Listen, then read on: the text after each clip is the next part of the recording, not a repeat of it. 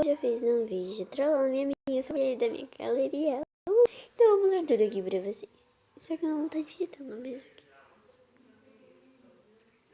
Aí eu vou mostrar que eu fiz tudo isso aqui no WhatsApp. Simples. WhatsApp. Ó, gente. Aqui o vídeo anterior. Tá bom. Olá. Oi. Vi seu contato no meu WhatsApp. Ok. Ok. Queria saber quem é você.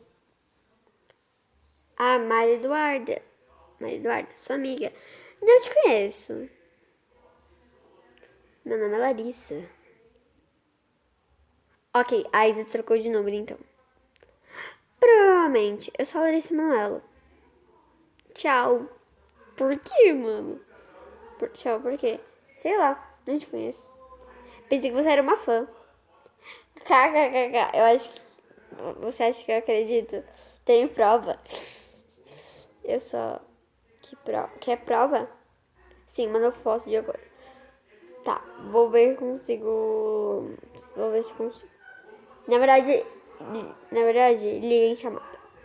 Eu mandei essa foto aqui da Lari. A foto. Não posso agora.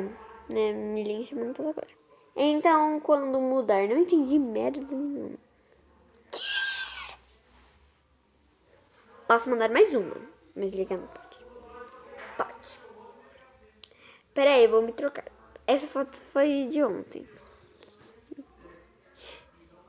Não tem nada a ver. Olha o que ela falou, gente. É áudio, então.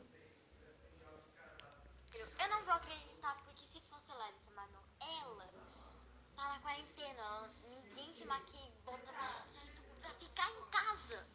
Isso é verdade. Daí eu, kkk, falou pro pessoal, amiga, fala oi. Ela tinha me bloqueado, gente, então. Kkkkkkkkkkkkk. Me vinguei.